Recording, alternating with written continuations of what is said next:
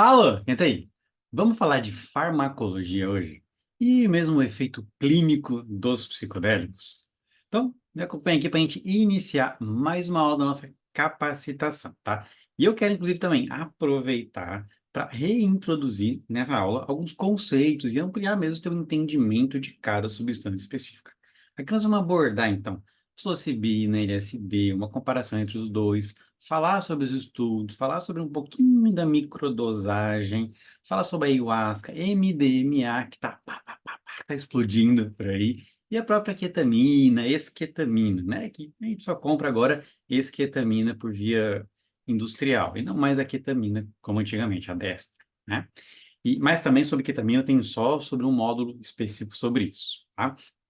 E uma das coisinhas que a gente não falou também na aula passada, certo? Vamos iniciar então? Ó, basicamente, vamos começar com a nossa psilocibina, né? Talvez a mais famosa quando a gente fala de psicodélicos. Ou melhor, a que vem pela cabeça antes quando a gente começa a falar sobre psicodélico, né? O famoso cogumelo mágico, né? Então, esse aqui em cima, ó, acho que você consegue ver ali em cima o próprio cogumelinho ali, né? Escrito psilocibin, né? Que é o nome em inglês, né? Então, a psilocibina, vamos chamar de maneira simples, ele é um alcaloide vegetal. Não é tão simples falar isso, né? É mais fácil falar cogumelo, mas cogumelo é meio esquisito. Então, ele é um alcaloide vegetal, tá? É um composto B1 cogumelo e ela tem um metabólito ativo, ou seja, quando ela é metabolizada, ela vai virar psilocina, que também tem propriedades psicodélicas, tá? Geralmente, nos cogumelos, tem os dois, tanto a psilocina quanto a psilocibina, tá? Às vezes tem um pouco mais no caule, às vezes tem um pouco mais no próprio, no restante do cogumelo em si, tá? E o nosso corpo ele vai metabolizar bem rapidamente a psilocibina em psilocina, certo? Bem como outras medicações. A gente está tão acostumado a tomar os remédios da própria psiquiatria tradicional que toma uma medicação, metaboliza, se transforma em outra que dura mais tempo, tá? É muito comum isso. Então, lembrar que ela vai trabalhar com serotonina, que a gente viu um pouquinho disso na aula passada. Então, ele é um inibidor do transportador de serotonina e é também um agonista parcial. Então, ela vai se ligar parcialmente, não totalmente, no transportador de serotonina. E ela se liga aos receptores 5-HT2A e outros também com menor intensidade, que a gente já falou um pouquinho, tá? Altas doses de psilocibina, por exemplo, de 0,3 a 0,6 miligramas por quilograma, vão produzir alterações sensoriais, euforia e outros sintomas que podem ser vistos como psicóticos. Ah, mas é psicodélico. Não, psicótico, tá? Por que psicótico? Porque é como se eu estivesse fora de mim, que é um nomezinho feio para falar uma coisa que é ok, que a gente já sente toda hora, seja por dissociação, seja por euforia, né? Então, quando a gente está fora de si, a gente chama de um momento, um estado psicótico, tá? Essa é a definição de psicose, né? Estou fora de mim, estou sem conexão comigo mesmo. Então, assim, uma conta básica, uma pessoa de 70 quilogramas, mais ou menos, 70 quilos, uma dose moderada, alta, seria em torno de 35 miligramas de psilocibina. E quando esse cogumelo, como é que a gente sabe, né? Quanto que dá de cogumelo para ser 35 miligramas, mais ou menos, né? Porque falar assim em questão de miligramagem é uma coisa, né? Porque psilocibina, você não tem ali 1 para 1, né? 1 miligrama de cogumelo tem 1 miligrama de psilocibina. É bem menos, né? Então, para estudos mesmo, é utilizado a própria psilocibina pura e não o cogumelo, né? Então, são comprimidos de psilocibina ou até de psilocina sintética, que não é uma coisa liberada para comprar, é apenas uma parte de estudo que está sendo feita, tá? Provavelmente, quando encerrar essa questão da fase dos estudos e depois que for aprovada toda a parte do MDMA, talvez vão começar a ressignificar essa questão da psilocibina, né? Não sei se isso realmente vai acontecer, vai depender do tão aceito e do tão bom, efetivo que vai ser a liberação do próprio MDMA, né? Que é extremamente mais potente, tá? Mas, voltando, tá? É, é ilegal comprar psilocibina. Apesar de ser um terreno meio cinza, né, com muitas empresas vendendo como o nome do fungo e não como o nome da própria psilocibina, né, do composto, tá? Mas é tudo coisa de legislação, né? Isso aí depois tem brechas que, inclusive, algumas empresas usam para vender e outras usam até para acabar denunciando, tá? Mas, enfim, apenas com o intuito educativo que eu estou trazendo essas informações para você, tá? Quanto que tem de psilocibina em cada cogumelo, tá? Concentração básica de um cogumelo mágico. Ele tem ali entre 0,14 e 0,42% de psilocibina e mais ou menos uns 0,37 a 1,30% de psilocina. Então tem os dois, tá? E às vezes tem até muito mais psilocina, que é de um metabólito ativo, né?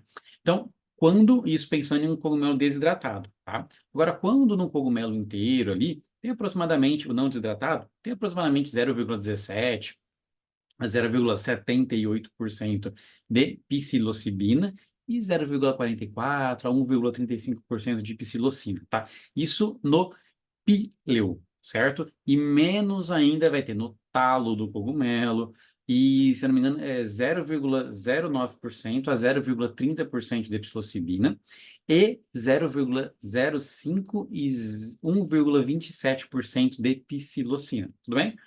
Pouco, né? Bem pouquinho, tá? Então, tem que fazer a conta agora do tanto que realmente tem ali, né? O efeito, então, da psilocibina, ele pode durar 3 a 6 horas, tá? Se, sem, na verdade, uma retomada, né? Sem a gente fazer o uso novamente do chá, sem fazer o uso novamente da substância, sem tomar novamente um outro comprimido. E ele pode ter um efeito bem desagradável, com uma experiência interminável, náusea, e é super comum, inclusive, a cefaleia, né? Aquela dorzinha de cabeça. Lembra disso que a gente falou? Então, adiante. Pensando então, ela ainda está em fase de estudo, certo? Apesar de ser milenar o uso não farmacológico, vamos falar assim, né? O uso não tratamento, não clínico da psilocibina, a gente já sabe que está há milhões de anos aí sendo utilizada, mas agora então teve uma nova progressão sobre as fases de estudo, tá? Com já liberação em alguns países, né? Principalmente aquela região ali da Austrália, tá? Principalmente dentro do continente australiano, tá? Vamos a gente falar direito aqui, né? Então, assim, temos já pesquisas com boas evidências para tratamento de depressão, de ansiedade, de dependência química, inclusive tipo cocaína mesmo, álcool, e também alívio de questões existenciais de final de vida ou de finitude, como quadros de câncer terminal, tá? Lembrando que não vai tratar o câncer, mas vai tratar todo o emocional que reverbera nos quadros de câncer, tá?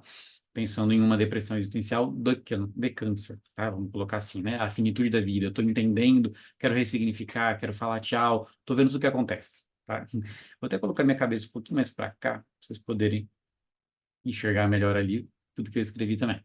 Então, neurologicamente, a psilocibina ela vai aumentar a atividade da amígdala, tá? Diferentemente dos antidepressivos, que vai diminuir. E, ao mesmo tempo, ela também vai promover uma interrupção aguda da DMN, da Default Mode Network, nossa rede de modo padrão. Você tem uma aula bônus, na verdade, ela não vai estar no modo complementar, ela vai estar como aula, nessa turma agora, como aula bônus do próprio módulo de psicodélicos, em geral. Então, nossa rede de modo padrão, certo? Dá uma olhadinha lá se você não viu ainda essa aula. Mas, em resumo, ela vai promover uma neuroplasticidade temporária, deixando o nosso cérebro e a mente mesmo mais susceptível e receptiva a funções cognitivas, com muito conteúdo de apoio psicológico. Coisas que ainda não estão bem claras é sobre a dose mesmo, tá? Evidências mostram que a dose ela é dependente. Então, em altas doses tem uma resposta terapêutica mais concreta em redução de sintomas de depressão e ansiedade por até 6 meses, mas parou de fazer o estudo em 6 meses, né? Mas baixas doses não têm a mesma resposta, tá? Vale ressaltar que este não é ali basicamente o que está sendo pesquisado para sintomas de depressão e ansiedade, tá? Mas foi contabilizado como outras escalas de outras respostas que poderiam repercutir na melhora de um quadro de saúde mental. O que eu quero dizer com isso? Muitos dos estudos da psilocibina foram usados para TEPT, melhorando sintomas de depressão e ansiedade. E não foram feitos triagens para estudos apenas para depressão e para ansiedade. Até foram alguns, a grande maioria não. Entretanto, mesmo assim, não é indicado a microdosagem, tá? Cientificamente, é conceituado como um efeito placebo, tá? Até o momento que eu estou gravando aqui, ainda é olhado como um efeito placebo. Apesar de a gente saber que tem outros efeitos que podem ser benéficos ali, né? Então, empiricamente, na prática mesmo, tende a ser relatado como bem efetiva. Mas a gente precisa de menos opinião e mais fato concreto para fazer ciência, né? Tudo bem? Pegaram um pouquinho da psilocibina, então? Então vamos falar mais dela ainda, tá? Só que não é por isso que a gente não deve saber como que é o uso de uma microdose, tá? Para poder até guiar ou orientar mesmo o teu paciente, né? Ou mesmo fazer um trabalho terapêutico no futuro com a psilocibina, com uma dose mais baixas, apenas para soltar um pouco as amarras emocionais e ter acesso ao conteúdo emocional protegido. O protocolo mais clássico, tá? Que é o protocolo de StatMeds, que você tem uma aula bônus, depois dá uma olhadinha também lá sobre todos esses protocolos, inclusive o empilhamento de StatMeds, tá? Mas assim, apesar dessas controvérsias entre as autoridades dos psicodélicos, né, que tem muito ego por aí, meu Deus do céu, permite muitas vezes ocorrer a transformação pessoal, mesmo em dose baixa, tá? Altas doses é muito mais efetivo para isso. Só que microdoses, doses sutis, às vezes não é o suficiente para ter uma resposta epigenética significativa, mas pode trazer um estímulo interessante. Um uso recreativo ele é ruim, tá? Já vamos deixar isso bem claro aqui, tá? Microdose, a gente também não tem que pensar em uso recreativo. Nós estamos falando aqui só sobre tratamento. Então, assim, uso recreativo não é tratamento. E sem o apoio da terapia assistida, tem grande potencial de desmascarar um quadro bipolar, um bipolar ali que está subdiagnosticado, um quadro de esquizofrenia, tá? Piorar um transtorno de pânico e muitos outros quadros até mesmo um transtorno de personalidade borderline, tá? Não que vai abrir por conta da microdose ou do uso não assistido, mas pode muito bem piorar um quadro, a sintomatologia. Principalmente porque você vai resgatar um conteúdo emocional que essa pessoa, ela pode não estar com recurso interno para lidar com aquilo, tá? Não foi preparada para lidar com aquelas questões que foi enfiado ali no baúzinho escondido. Enfim, psicodélico, sem setting terapêutico, sem ambiente externo e ambiente interno, é risco, tá? Tem potencial catastrófico. Pegou? Não esquece disso, tá? Vamos adiante, então, para falar um pouquinho mais de LSD, certo? Que muito provavelmente vocês não vão ver como um potencial terapêutico em futuro, principalmente porque para comprar essa briga e tentar tirar ele das tabelas de droga mesmo, né, que são utilizadas no próprio planeta Terra, vai ser um pouco mais difícil. Então, geralmente, pensa-se agora só em utilizar MDMA, por exemplo, que tem outro cunho, tá? Que já está na boca dos pesquisadores, está um pouquinho mais longe do preconceito, tá? Então, o LSD, ele é derivado do ergot, né? Vocês viram um pouquinho disso na aula passada, quando a gente falou sobre ele especificamente, tá? Ele é um psicoadjuvante. Então, ele tem, assim, os principais efeitos no ego, dissolver o ego, né? Ego mais do budismo aqui, tá? Que seria mais o controle, certo? Mais o eu, tá? Como uma grande maioria dos psicodélicos também fazem isso, mas o próprio LSD ele vai manter um conteúdo de pensamento, de associações e interpretações mais relacionais. Então, ele se mantém para essa parte de diálogo, de entendimento, até mesmo de conexão. Por isso que ele primeiramente foi utilizado na terapia de casal, para trabalho com conteúdo inconsciente, mais defensivo, né? De maneira para, literalmente, trabalhar na prática esquivas, né, questões interpessoais entre casais, né?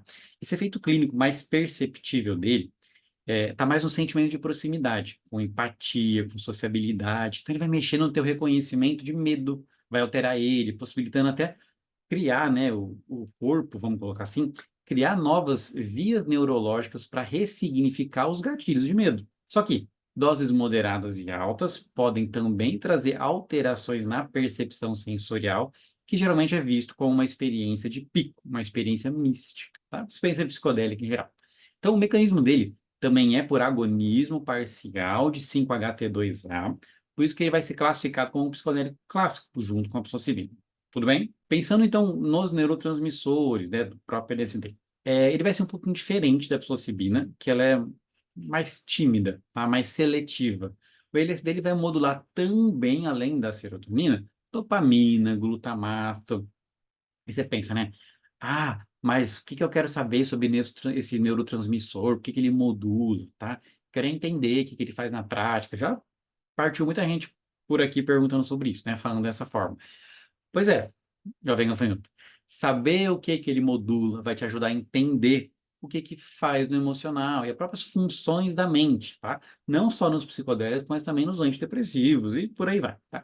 O LSD, ele é um modulador desinibitório, certo? Então, o que que ele vai fazer? Ele vai ativar, ele vai servir como ativador e como regulador das funções da nossa mente. Então, ele vai fazer o quê? Ele vai diminuir a sensibilidade negativa ao medo, a sensibilidade negativa à própria ansiedade, tá? A cautela, ao impulso, à raiva. Lembra que a gente falou que tem estudos mostrando que ele diminui a percepção de medo? Então, essencialmente é isso. Ele vai modular a serotonina, bem como grande maioria dos antidepressivos, os serotoninérgicos, obviamente falando aqui, sobre medo, ansiedade e cautela, mas também levemente sobre impulso e raiva, porque ele vai mexer com dopamina, não só com serotonina também, tá? Somado a isso, ele vai aumentar a regulação positiva de vontade, de sensibilidade emocional, de coping, né? O jeito que você lida com as coisas, o jeito que você se adapta ao meio ambiente. Então, basicamente é isso que modular serotonina e dopamina significa na nossa modulação emocional, tá? Lembrando que coping também tem muito a ver com resiliência. Aí já é mais função de dopamina e glutamato, essencialmente. O glutamato, ele é o atual xodó da psiquiatria por causa da própria ketamina, tá? Mas eu sinto que a dopamina é apenas uma, um receptor de, que a gente vai chamar de D2, tá? Que ele vai estar modulando. O glutamato, principalmente em córtex pré-frontal, mas com aumento de conectividade funcional e essa e excitabilidade de tálamo cortical. Não precisa decorar esses nomes, vocês vão ver escritos nos nossos slides aqui nas nossas aulas, e depois vocês vão ter bastante material para entrar em cima disso, tá? Mas assim, informações para os neurocientistas de plantão aí que gostem de um pouquinho mais a fundo. Pensando então em uma comparação, tanto a LSD quanto a psilocibina, tem muito estudo que não vão mostrar essa correlação com o uso e com problemas de saúde ou de comportamento suicida. Ou seja, aumento de uso, ou desculpa, uso de LSD ou uso de psilocibina tem bastante evidência contrariando o dito popular de foi e não voltou, ou então de aumentar comportamento suicida, aumentar quadros depressivos, tá? Tem um estudo, inclusive, muito bom com 130 mil adultos saudáveis voluntários para esse estudo, que pode ser até um viés, né? Mas é certo que traços esquizoides eles podem indicar uma agudização se tiver um sintoma ali subdiagnosticado, só que esse estudo mostra que não aconteceu isso, tá? Não foi também triado bem essa parte dos traços esquizoides, mas ainda assim, mesmo sem triar, mostrou que a própria gravidade do uso não aconteceu quando feito com terapia assistida. Então, assim, sintomas paranoides, traços de personalidade esquizoides, triônicos, esquizofrenia, até mesmo uma questão de bipolaridade ali, uma depressão que às vezes vem euforia junto, uma depressão mais mista, que a gente vai ver em quadros bipolares, tem que tomar muito cuidado, tá? Então, tem que tomar cuidado, tem que ter apoio. Por quê? Porque às vezes você vai desmascarar um quadro. Então, sempre pensarmos nisso, tudo bem? Ainda sobre o LSD. Temos estudos também que vão indicar boa resposta em tratamento de transtorno de humor, de dor, de ansiedade, de abuso de álcool, e também de enxaqueca, de migrânia, né? A duração da resposta, na grande maioria dos estudos, foi de 1 a 12 meses, e, clinicamente, a principal percepção foi o aumento significativo de atitude de humor, de comportamento positivo. É o que a gente mais vê o paciente solicitando, né? Nossa, eu tô para baixo, tô com humor deprimido, perdi vontade, tô com vontade de fazer mais nada, perdi prazer nas coisas que eu gosto, tô mais pessimista, tô vendo as coisas muito ruins, né? Chega muito pra gente isso, essas frasezinhas. Isso não é só significativamente positivo, essas mudanças em humor, desculpa, em comportamento positivo, em atitude de humor, né? Como também vai abrir uma porta para o movimento de melhora que ele vai fazer. Então, ele mesmo vai se resgatar com esses processos, né? Mesmo os movimentos indiretos, como uma adaptação passiva, uma diminuição de estresse, e essa recuperação organicamente falando. Neurologicamente, tá? vamos ao, vamos de raio-x agora, tá? Olhar a correspondência neurológica do efeito clínico, tá? Olha quem que aparece aqui de novo. A nossa amígdala, tá? A amígdala, de novo, ela vai aparecer novamente. Por quê? Porque ela é muito importante para os nossos processos quando a gente imagina saúde emocional. Lembrando que a amígdala do cérebro e não da garganta, tá? A amígdala do cérebro, ela bem como a da garganta também, ela é dividida em direita e esquerda. E o uso do LSD, tá, vai fazer com que a amígdala esquerda responda com diminuição de reatividade, principalmente a esses estímulos que a gente vai chamar de estímulos de medo, tá? E lembrando que ela vai modular emocionalmente o medo, certo? Bom, então ela vai produzir efeito de reconhecimento prejudicado, diminuído, em déficit, talvez falando, de rostos de medo. Só que ela não vai produzir um efeito a rostos neutros, felizes, ou mesmo zangados ali, bravinhos, né? Então, eu diminuo a minha percepção do medo, mas eu não diminuo a minha percepção de rostos neutros, de rostos irritados, bravos, tá? O que é importante para mexer aqui, ó. Modulamos mais serotonina, modulamos mais o medo, tá? E já no córtex, então, também o LSD ele vai promover uma diminuição da atividade pré-frontal medial direita, cuja junção de significado é modular o processamento de viés em direção a um estímulo negativo. Ou seja, sair na rua e pegar uma rua não necessariamente negativa, uma rua que tá ok para mim nela, né? Seja agora metaforicamente ou não, né? Então, dentro dessa tua cidade neurológica, tá? Ver as coisas de maneira diferente para a possibilidade de consolidar essa nova visão, essa nova rua, essa nova emoção, essa nova percepção do corpo como um todo. Traduzindo ainda mais, tratamento de depressão e ansiedade por reduzir percepção das emoções negativas. Então, melhorar déficit cognitivo social e facilitar a criação de bound, de vínculo. Por isso que o psicodélico ele age muito diferente do que a gente está acostumado na psiquiatria tradicional. Então, para quem queria saber um pouquinho da microdosagem do LSD, que eu vi que teve bastante pergunta da outra vez, tá? A gente tinha caído na boca do povo, de novo, né? Você vê, às vezes, até por Instagram aí, vendendo microdose de LSD, microdose de ayahuasca, tá? Isso mesmo. Então, para quem não viu, tá? Acabou explodindo realmente esse uso de LSD, principalmente fora do país. A gente viu muito no Vale do Silício, lá nos Estados Unidos, essa parte. E não só da psilocibina e do LSD, tá? Mas também de outras questões. Essa é uma prática que ela não é terapêutica, ela não é controlada, tá? E explodiu no meio da criatividade. Vou fazer isso para ganhar criatividade, né? Então, temos que tomar cuidado, tá? O relato de muitos desses usuários de microdose de LSD, aqui eu coloco como usuário e não como paciente, repara bem a diferença, era que de 10 a 20 microgramas podiam trazer efeitos positivos na criatividade, no humor, e não entrava naquele limiar do efeito psicodélico, né? Então não tinha alteração sensorial, como, por exemplo, numa dose mais alta, tá? A própria dose, microdose de psilocibina, ela não tem evidência para apoiar isso, tá? Muito menos ainda as microdoses de LSD. Entretanto, tudo tem um porém, né, nos psicodélicos. Entretanto, é fato que de 13 a 36 microgramas, e temos estudos mostrando isso, vai produzir um efeito perceptível em ressonância magnética. Então, doses ali entre 13 a 36 microgramas podem causar efeito fisiológico, mais subjetivo à nossa percepção, à nossa fenomenologia, tá?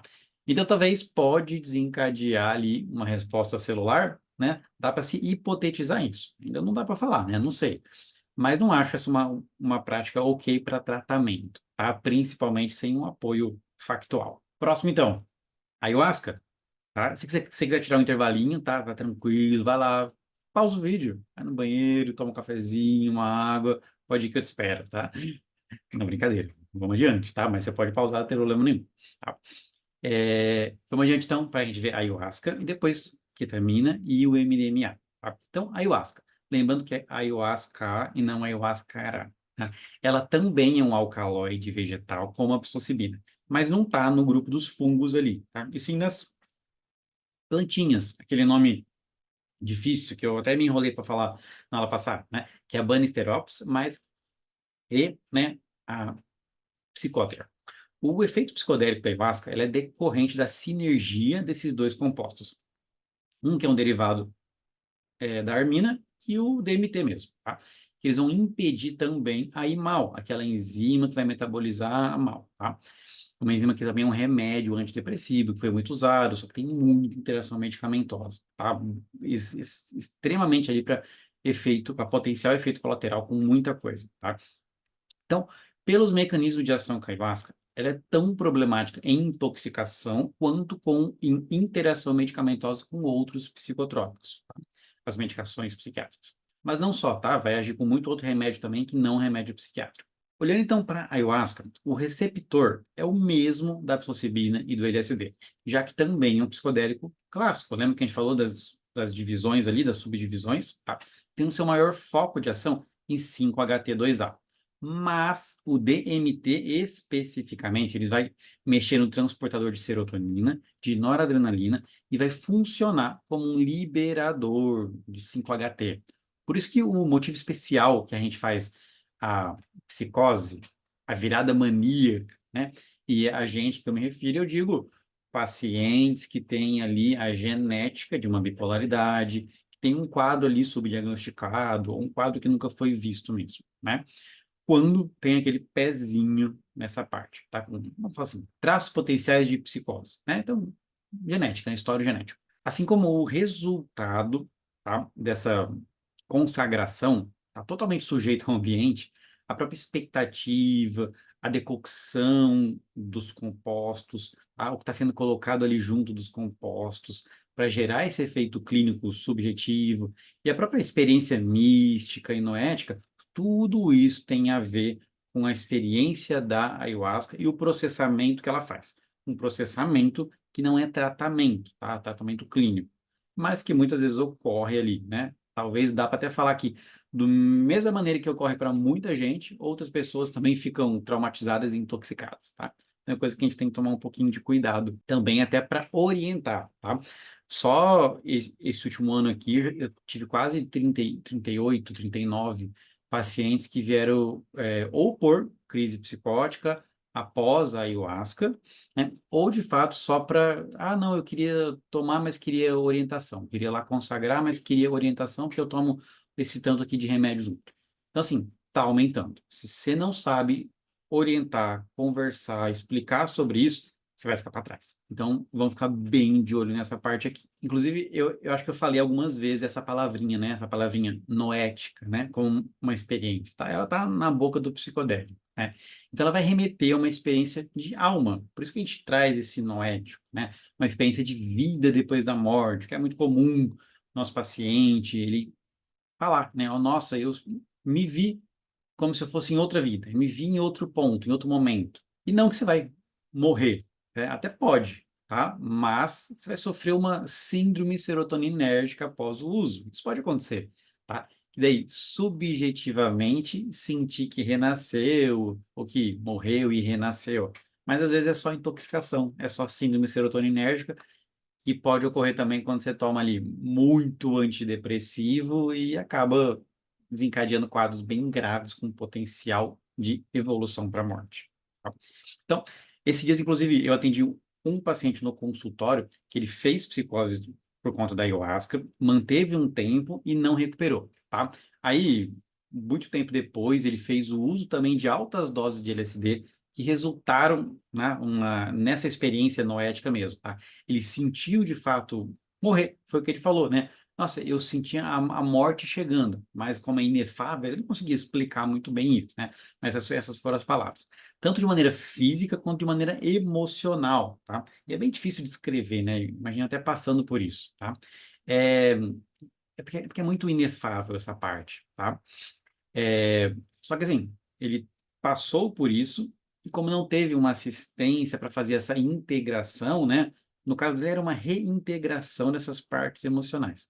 Mas para a própria integração, como foi solto, né? Não teve esse ambiente interno, externo controlado, teve a interrupção, ele acabou evoluindo bem mal e está até hoje em uso de antipsicótico e estabilizador de humor, tá? Ele nem acompanha comigo, ele mora em outro país. Ou seja, para fazer uma experiência tem que ter apoio e para concluir uma experiência tem que ter apoio continuado também, tá? A experiência ela não termina no dia que é feito, ela termina na orientação, na conversa, tudo depois, certo?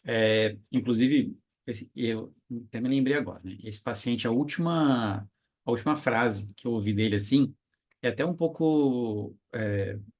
Eu vou trazer para vocês porque é interessante você tentar entender um pouquinho da consequência negativa, né? Mas a frasezinha dele foi assim, ó, abre aspas, né? Me sinto morto por dentro, emocional e fisicamente, e eu não sei o que fazer. E aí, no caso dele, medicação não estava ajudando também, né? Mas assim, ele estava fisicamente dissociado, ele ficou cronicamente dissociado e emocionalmente entorpecido, sem vida. O caso dele é um caso à parte, tá? Não, obviamente não é todo mundo que passa por isso, que nem sente isso, mas é interessante saber que tem quadros que evoluem muito mal, bem como tem quadros que evoluem extremamente bem. Complicado, né? Mas te trago isso aqui para você entender o risco do abuso, da falta de controle, tá? Principalmente quando a gente olha para a ayahuasca. Voltando então. No caso desse paciente, não foi só um, tá? Tive vários, inclusive, com crises psicóticas, a grande maioria pela IO, tá? Todos eles compartilhavam em comum esse histórico familiar de bipolaridade, de depressão refratária, que muitas vezes é bipolaridade tipo 2, tá? Ou mesmo um TDAH que nunca foi tratado e a gente vai percebendo que ele vai neuroevoluindo. Por isso que a gente precisa fazer sempre uma triagem, um rastreio nos atendimentos, para poder não só educar, orientar o paciente sobre o risco, ou entender, guiar e ter um prognóstico quando já aconteceu. Para quem não atende ou não recebe esse tipo de paciente, pelo menos você vai saber dizer, ó, pontos importantes, tá? Que a gente tem que olhar para isso, até mesmo para você conseguir orientar. Às vezes é um amigo que está falando sobre. Vale estar aqui. Apesar de todo esse teor pessimista que eu trouxe, falando com seriedade sobre esses infortúnios, existe um crescente interesse, certo? Da interação, dessa parte mais de pegarem a ayahuasca de maneira internacional, tá? Pela indústria farmacêutica, né? Tem muito interesse, inclusive com briga com direito, patente, conflito religioso, conflito de apropriação indígena, né? Direito de indígena. Então, assim, é complexo esse momento dessa tentativa de apropriação de fora do país para dentro. Então, a gente vai ver bastante coisa sobre isso. E para você saber também, então, uma dose padrão de ayahuasca, ela é de 2,2 ml por quilograma, e ela tem ali entre 0,8 ml, desculpa, miligrama por ml de DMT e 0,21 miligrama por ml de armine e não armine, tá? Mas o restante, tipo nicotina, cafeína, cocaína, escopolamina, tá? Que é bem encontrado em muita decocção por aí, você provavelmente nunca vai saber, tá? A pessoa nunca vai te contar. Mas assim, entendo que muitas vezes tem um ingredientezinho secreto, tem um tempero que é colocado ali e que pode ser uma das questões que está piorando o grande número de intoxicações, tá? Para finalizar, então, a ayahuasca, tá? Grava isso. Não existe apoio para uso clínico, tá? De maneira alguma, usa e ou indique para tratamento em saúde mental, tá? São muitas variáveis negativas e sem controle que pode literalmente estragar, ir para trás, retraumatizar, piorar um tratamento, tá? Piora tudo sem esse apoio. Utilizando não para tratamento clínico, psiquiátrico, saúde mental ou qualquer palavrinha que você queira colocar como tempero, tá? Exemplo simples, tá? Paciente com TDAH, o paciente bipolar tipo 2, tá? Tratado como uma depressão, tratado como ansiedade, por um médico ali que atendeu por 10 minutos, passou um remédio, comeu bola, não viu, não avaliou às vezes, ou um quadro de transtorno de humor, ou de neurodivergência mesmo do TDAH, tá? Aí esse paciente foi lá, fez a ayahuasca, começou a tratar a depressão, nossa, fiquei muito bem, tratei minha depressão com a ayahuasca, ele vai falar, porque o vizinho conheceu um pajé, um sei lá quem, que curou a depressão do amigo, e é isso aí. Tá. Aí ele vai lá, procura, indica, faz a consagração, abre um quadro de mania bipolar, e depois tem fundo depressivo.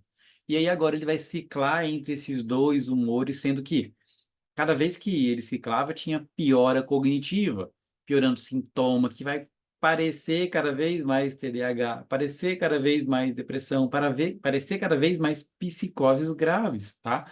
Ou apenas piorando um quadro como um todo. Parabéns a todos os envolvidos quando passa por isso. Mas vamos tomar cuidado, certo? Vamos orientar, vamos ficar de olho e vamos principalmente entender como que funciona, para daí a gente conseguir ter até um prognóstico e ter um apoio significativo, tá? Deu, mas chega de coisa ruim, tá? Vamos, e não que a ayahuasca seja ruim, tá? Mas chega de falar dessa parte mais pessimista. Vamos olhar um pouquinho para o outro lado, que está parte mais positiva, que está surgindo cada vez mais evidência, apoio e uso, tá? Vamos falar de coisa boa, vamos falar de esquetamina, tá? Eu escrevi aqui para vocês ketamina, mas é a mesma coisa, tá? Vamos entender depois mais para frente, nos próximos módulos, a diferença literal ali, tá? O porquê que um é um e o outro é outro, mas por que que funciona praticamente igual, certo? A ketamina, ou esketamina, né, que ela tá virando esse xodó da psiquiatria intervencionista, tá? Ela é um antagonista de NMDA, tá? Lembra que a psilocibina é agonista parcial de transportador de serotonina? Aqui a conexão é em forma de antagonismo deste NMDA, ou seja, ela vai inibir a ação desse receptor chamado NMDA. O resultado é a modulação de glutamato, um neurotransmissor. Outros também, tá? Tem inclusive muita modulação em sistema de opioides, né? Inclusive, geralmente, quando a gente modula a parte de opioide, a gente melhora quadros depressivos também, tá? É bem legal. Inclusive, tem muita teoria falando que é, a ketamina só funciona para depressão porque ela tem essa modulação de opioide, tá? Não é tão bem aceita, mas é uma teoria ainda válida de se pensar. Além do glutamato, também modula dopamina, vai modular GABA principalmente, né? Mesmo porque glutamato e GABA também modulam a parte de dopamina, tá? Enfim, as vias de aplicação dela são inúmeras, sendo desde intravenosa, que foi a primeira que surgiu, né? Intramuscular, intranasal, subcutânea, sublingual, oral mesmo, né? Engolindo direto. Cada uma tem uma absorção específica, certo? No Brasil, a gente tem inclusive o Spravato, tá na forma de intranasal, né? O paciente vai lá, deita, a gente faz aperta ali um gatilhozinho.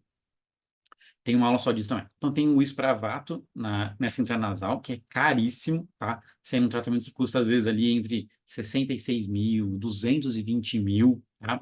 Não, no dia que você está vendo esse vídeo, eu não sei como é que vai estar o valor, tá? Mas esse era o valor, geralmente acontecia ali por volta de, vamos chamar de 2020 até 2023, era o valor que estava mais atual. E também a gente tem a própria esquetamina, que antes era vendida sob a forma de destroquetamina por um laboratório específico que atualmente está liberando para uso apenas intravenoso e intramuscular. Então, a Anvisa, ela só libera para esses usos, tá? Mas lá fora, que está tudo muito mais atualizado sobre essa parte, a gente usa muito com liberação, mas usa-se muito como subcutânea, que tem uma excelente aplicação, boa absorção e mantém um excelente nível psicolítico, tá? Um baixo perfil, baixíssimo, na verdade, perfil de efeito colateral, principalmente em outras administrações que não são a intranasal, que é altíssima absorção, e a intravenosa, tá? Então, intramuscular e subcutânea, excelentes vias de administração com baixíssimo efeito colateral e resposta potencialmente muito boa, tá? Talvez até melhor em alguns sentidos, tá? Dependendo do que você quer fazer na terapia assistida, na terapia falada. A resposta clínica da ketamina, então, ela é essencialmente de um antidepressivo de ação rápida, tá? Um grande efeito anti-suicida. É aquele remédio que a pessoa toma quando está em uma ideação suicida, tá? Talvez não tomar, tá? Mas faz a aplicação. Quando a pessoa está em plena tentativa, em pleno pensamento suicida, com planejamento e tudo mais. Faz a aplicação, 30 minutos, essa ideação foi embora na grande maioria dos quadros, tá? 30% das pessoas não, 30% das depressões não respondem à ketamina, das depressões refratárias, tá? Então, ainda assim, tem chance, né? 0,09% das pessoas não respondem à ketamina. Muito bom, mesmo nesse sentido, tá? Mas também tem uma ação que não pode ser deixar de mencionar, né? Que é o controle álgico, o controle de dor. Ele é uma medicação boa para controle de dor. Afinal, é um anestésico, né? E um analgésico usado em centro cirúrgico, usado muito na época do Covid, inclusive. Quando acabou Propofol, quando acabou um monte de coisa, começou a reutilizar-se a própria ketamina, né? que ela não é muito utilizada dentro do ambiente cirúrgico por conta por conta dessa salada de neurotransmissão que ela faz, ela é meio que um dos terrorzinhos dos anestésicos, né? Mas foi muito utilizada no COVID para intubação, já que os outros anestésicos estavam em falta, né? Esse efeito clínico antidepressivo, seja pelo aumento da neuroplasticidade, para fazer reversão de alteração neuronal que está ligada literalmente ao estresse, ao trauma, tá? Esse conceito, ele é totalmente epigenético. E isso aqui que a gente vai focar bastante, tá? Tem até estudo mostrando que após 90 minutos da aplicação de uma ketamina, ocorre um crescimento de brotos neuronais. Calma lá. Não é neurônio que cresce, certo? Mas são brotos neuronais que começam a crescer, né? Isso é muito incrível, né? Essa neuroplasticidade aumentada. É a própria definição de neuroplasticidade. Ah, e também vale a pena lembrar que ela é o único psicodélico que nunca foi colocado na tabela 1. Ele nunca foi listado como uma droga de abuso, tá? Essa é a ketamina, certo? Por isso que ela é tão promissora e por isso que é tão utilizada atualmente como trabalho para depressão, né? Então, ao MMDA, a bola da vez, o que está pertinho de ser liberado e ser comercializado, inclusive, ao MDMA. É, o potencial de estudo dele está crescendo cada dia, tá? E ele tem um efeito muito mais robusto, muito mais forte que os outros psicodélicos. Ele foi criado para ser uma droga hemostática, para sangramento, tipo um antídoto para sangramento. Mas depois viu-se que não era bem assim, que na verdade ele era um antídoto para a alma, para uma alma machucada, né? Tanto que ele foi chamado de penicilina da alma. Legal esse nome, né? Eu adoro. Mas cuidado, tá? O MDMA, ele tem um efeito clínico de promover esse bem-estar emocional, bem mais que outros. Por esse motivo, a categoria especial dele foi criada, né, com esse nome de entactógeno ou empatógeno, tá? O mecanismo de ação dele é diferente, ele faz liberação de monoaminas, ele altera a captação de serotonina e noradrenalina. Ele vai também inibir a MAO, né? Lembra da IMAO que a gente falou sobre o DMT e ayahuasca? Ele também vai aumentar ainda ocitocina, junto com uma função agonista de 5-HT2A. Repara o tanto de ação química que ele produz. Então, agora você entendeu por que ele é robusto como efeito e por que ele está sendo cotado como a maior bola da vez, né? Lembrando também que ocitocina é o neurotransmissor do amor, tá? É aquela quando uma criança libera ocitocina, só de olhar para a mamãe com amor, recebendo ela com acolhimento, né, às vezes um bebezinho, ou até mesmo é, ela é muito importante dentro do processamento de trauma, tá? A liberação dela está presente naquele olhar empático que você já viu muitos profissionais do trauma falando por aí, né? Tem até aquela história muito boa do Peter Levine, tá num dos livros, isso dele, que ele sofreu um acidente, ele foi, sei lá, capotou, caiu do sei lá onde, e tirou ele da estrada, ele foi jogado, ele estava em choque. E aí foi o olhar empático da primeira socorrista que conseguiu tranquilizar ele. Ou seja, ela recebeu ele com um olhar de amor e acolhimento e fez com que ele saísse daquela sensação, né, daquela descarga fisiológica do trauma, tá? Bem legal essa história. Tá no primeiro livro dele sobre trauma, se eu não me engano. Acho que é o Despertar do Tigre. Tá? Depois vocês vão ver bastante indicação de livro também mais para o final da nossa capacitação. Tá? Foi, inclusive, o primeiro livro dele que eu li. Né? Super vale a pena a leitura. Mas, voltando aqui. MDMA. Uma sessão de MDMA vai gerar euforia, empatia, bem-estar, sensação de extroversão, de sentimento de querer explorar, tá? De humor positivo, de perspicácia sobre questões ou bloqueios. A autenticidade e intenso acesso ao conteúdo guardado, conteúdo subconsciente, mas de forma compassiva. Tá? Esse é o MDMA. Como ele é mais potente que outras moléculas, a gente vai precisar de poucas microgramas para ter um efeito intenso. Tá? Então ele pode gerar também ansiedade, só que daí a importância da preparação e da avaliação do recurso interno de cada pessoa ou de cada paciente para lidar, tá? Em primeiro momento, com essas emoções intensas, dolorosas, reprimidas, até porque a gente não sabe a janela de tolerância emocional, né? A emoções intensas fortes, positivas, ou emoções intensas negativas. Por mais que elas não venham com dor, tá? Essas memórias, elas podem ser reintegradas muito bem, agradáveis de se sentir. Só que às vezes são questões que vão ficar reverberando se a gente não tem recurso interno, tá? Se não tem preparação, se não tem um alimento, até uma integração depois, tá? Só que o seu corpo ele não sabe disso, né? Ele sente ali a frequência cardíaca aumentando ou a temperatura e já acha que precisa se defender, que precisa ativar o sistema nervoso para você fugir, pelo menos no uso do MDMA, o acesso à informação contextual ela vai ficar intacta, que é o que pode ser usado de maneira mais direta para resgatar, para se resgatar de uma emoção desafiante, ou mesmo para reprogramar um estímulo a um trauma, um processamento guiado, ou mesmo através da psicoterapia falada, pensando na metacognição, que é bem legal para isso, tá?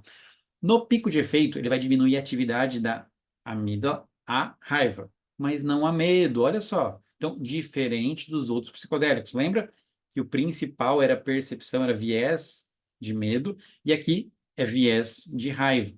Então, diretamente a isso, certo? Ele vai aumentar também a atividade no estriado ventral, a rostos felizes e a expressões faciais positivas, tá? Vai diminuir expressões, comparando a expressões negativas. Então, bem curioso isso, né?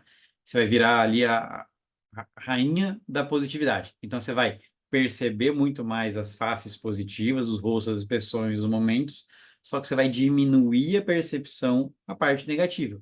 Ou seja, geralmente o negativo consolida mais, você diminui e consolida mais, você dá mais espaço para o positivo consolidar muito melhor, tá? Em suma, resposta nervosa reduzida à ameaça e aumentada à recompensa, principalmente do processamento de informação emocional. Lindo demais isso, né? Olha que fantástico a gente poder falar, mostrar o trabalho em saúde mental de uma maneira muito diferente do que a gente está acostumado. Então, assim, tá para finalizar a aula, tá? E o MDMA, um dos estudos dele, tá? É sobre estatística de remissão, um dos estudos mais legais que a gente tem, tá? De quanto que melhora com o quadro. Mas tá acabando a aula, vamos finalmente passar por esse aqui, depois eu libero você, tá bom? Tá aguentando firme aí? Tá. Então, ó, nesse estudinho que eu preparei para vocês aqui, tá? Que eu estou mostrando para vocês, foram feitos 3 grupos, um com dose baixa, um com dose moderada e um com dose alta, em um tratamento de trauma, certo? De TEPT, tá? Especificamente foi um TEPT, foi um estresse pós-traumático. Os pacientes que fizeram uso de uma dose baixa, apenas 29% teve resposta suficiente. Uma dose alta, 58% teve uma resposta suficiente ao tratamento. Uma dose moderada ficou ali a 86%, tá? Então, assim, diminuindo sintomas e sendo considerado um sucesso no tratamento. Olha a diferença. 29 para baixa, 58 para dose alta e absolutamente 86% teve boa resposta, com dose moderada, nem foi dose alta. Olha só que interessante. 29% parece baixo, né? Você deve estar pensando. Mas você sabia que também um terço, né, que é esses 29, 30%, é a mesma taxa de repressão da taxa de remissão da grande maioria dos antidepressivos? Ou seja, ainda assim, uma dose baixa se comportou muito próximo talvez até um pouquinho melhor que a grande maioria dos antidepressivos. Pegou agora o potencial do MDMA e dos psicodélicos, tá? Tem nada que faz 86% de boa resposta com dose moderada, com nem dose alta, tá? Então, bom, além disso, 100% também dessas doses moderadas tiveram critérios de alta após 2 meses e duraram ali mais de 3 anos em remissão. Ou seja, desses 89%, 86% que teve boa resposta, tá? 100% deles teve alta após de 2 meses, com 3 anos sem ter uma remissão. Às vezes, tratamento com antidepressivo, então, 30% de remissão, só que volta depois. Então, olha só que interessante, né? O efeito prolongado se manteve, conseguiu consolidar. Isso é muito trabalhar com a parte epigenética também, tá? Então, assim, lembrando que dose moderada e alta é acima de 75 microgramas de MDMA. E que essas pesquisas e esse critério de alta para transtorno do estresse pós-traumático, certo? Apesar de que muito do TEPT tem a ver com as depressões, né? Eles acabam se misturando ali. Tem muita gente que faz TEPT, que faz burnout às vezes, e fica oscilando entre depressão, burnout, depressão, TEPT, tá? Só que assim, você já sabe que isso funciona no trauma, tá? E ajuda em muitos componentes ali diversos de espectro moderado até mesmo mais grave, tá? Então, assim, olhar para a epigenética é olhar para isso tudo. Mas, quanto predominantemente genéticos, o transtorno é a própria causa desse sofrimento. Então, vamos também diferenciar a parte genética, tentar entender quanto mais genético, mais dificuldade a gente vai ter de se trabalhar, tá? E mais a gente pode ter que fazer o uso da psiquiatria tradicional, principalmente de antidepressivo, desculpa, de estabilizador de humor, de antipsicótico, né? Enquanto quanto mais epigenético, a intenção é menos antidepressivo, tá? E trabalhar com a parte do psicodélico, certo? Então, assim, essa aula foi extensa, eu sei. Agradeço demais você por ter assistido até o fim, tá? Agora vai lá, dá um descanso, come uma comidinha gostosa, relaxa, faz uma anotação se quiser, anotação mental depois, tá? E te vejo na próxima aula.